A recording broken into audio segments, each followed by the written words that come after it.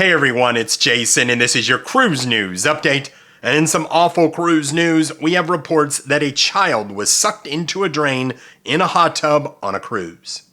A 9-year-old boy has been banned for life from Carnival Cruise Line.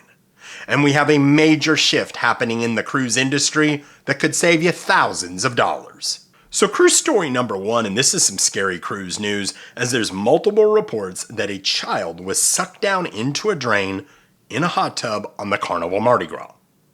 So this was posted on a Carnival Mardi Gras board. I've seen it about 5 other places.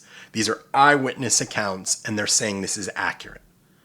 They said a group of kids were playing around in the hot tub and somehow managed to pry off the drain cover. And a child was sucked down into that drain. They said passengers jumped into action. People with buckets and cups pulling water out of this hot tub. A gentleman jumped into the hot tub and gave mouth-to-mouth underwater to the child. They were able to pull the child out. Now, there's reports that this happened anywhere from 4 to 7 minutes. It's a long time. The child was resuscitated, and they airlifted the child back to Florida, where reports are the child's doing okay. Further testing is needed. That's all we've heard. So first of all, I'd like to thank all the passengers that jumped into action. What an amazing thing they did. But you have to ask, and a lot of people are asking this, how is this even possible? How is a drain cover able to be pulled off? Where were the parents? Why are kids in these hot tubs and they're doing stuff like this? What do you think about this? Have you ever seen anything like this? Let me know in the comments.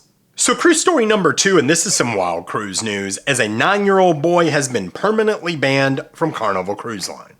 Now what's interesting is this story has kind of taken legs and gone viral in the past few days, but it actually happened over a year ago. So a mother and child were getting on the Carnival celebration, and the mother allowed her child, 9 years old, to go off and explore the ship by himself. 9 years old. So, you get on a ship, let's just say 2, 3 o'clock in the afternoon, maybe even earlier. So he goes to the arcade and severely damages an arcade machine. Then he gets in a fist fight with another kid, another boy. All that within a few hours on the ship. Now, the interesting thing is the mother said, and she self-admitted this, that she started to get worried about her son because she hadn't heard from him, and it was 10 p.m. the first day of the cruise. So she starts to go look for him. Doesn't find him at the arcade, finds him eating pizza. She said he was totally normal. Now what's interesting is she does explain that he was adopted, had been through some severe trauma in his life. And that is a shame. No 9-year-old should be through severe trauma. But she said he is on medication. Now she said she was unable to refill that prescription before going on the cruise. So we don't know if that was a trigger for this or not. So they get back to their cabin, and a few minutes later, security knocks on the door. And I'm sure they were reviewing tapes, trying to figure out who this kid was or boy was that damaged this machine, got in a fight. So they bring this information to the mother. The mother apologizes. The son apologizes. And she said the rest of the cruise, she kept her child nearby to make sure there was no further incidents. Said on the last day, she gets a note that they need to see security before they disembark. She goes and sees security, and they tell her that he has been basically banned for life from Carnival Cruise Line. Now, she reached out to lawyers. She reached out to an advocate that does this, tries to get people reinstated back. And this advocate basically said she agreed with Carnival Cruise Line. She was begging Carnival to allow him to get back on the ship. And they have said absolutely not. What do you guys think about this? Have you ever heard a story like this? Now, I personally think, and I don't have kids, But there is a certain point where a 9-year-old should not be running around a cruise ship by themselves. Let me know what your thoughts are. So before I get to cruise story number 3, I would ask that you please like this video and consider subscribing, as it does help the channel grow. If you could do that for me, I would greatly appreciate it. Thanks so much. So cruise story number 3, are you watching your cruise price?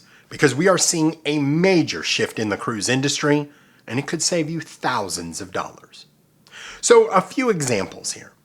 The Star of the Seas maiden voyage. It's August 31st. About 2 months ago, inside cabins were almost $6,000. Balconies were $7,000 to $8,000. And by the way, there was about 50 to 100 cabins available still. Fast forward to today, over 325 cabins available for the maiden voyage. The prices have dropped. Inside cabins now $3,400. Balcony you can get for around $4,000. Still a little too rich for my blood, but major drops. Then there's 2 others. The Holland America Eurodam and the Royal Princess for the August 30th weekend out of Alaska. Alaska's always a hot ticket. Both of them combined, almost 1,000 cabins still available. We're only 135 days away from that. 45 days from final payment. They're running Princess right now $1 deposits. I've never seen that in my life. Holland has deals. Shipboard credit, reduced deposits. Folks, if the cruise industry was strong, you don't have to offer those. Last month, there was a report that more people saved more money than they had since the pandemic in 5 years in 1 month versus any other month. People are nervous about the economy. And rightfully so. So people are pulling back. You have Canadians that are deciding they're not going to cruise with American Cruise Lines. So they're canceling cruises. Americans are canceling. People from all over the world are nervous. So if you have a cruise booked right now and you haven't watched the cruise price, you're just leaving thousands of dollars on the table. I can tell you, in 3 days last week, I saved $1,800 on the cruises I had booked. And the week before that, I saved another $1,200. There was one week, 3 days in a row, I called with price drops on a Celebrity cruise. It was like $200, $300, and $200. I couldn't believe it. 3 days in a row. There is all kinds of incentives and deals out there right now. I'd love to know what you guys think, and make sure you're watching your cruise prices almost daily. Now, I do mine through cruiseline.com. I'm not affiliated with them at all, but I like watching the cruise prices that way. That's how I do it, and I just get emails. Are you seeing this with your cruise prices? Let me know in the comments. So I appreciate you guys watching. Thank you again so much for the continued support, and until I talk to you soon, happy cruising.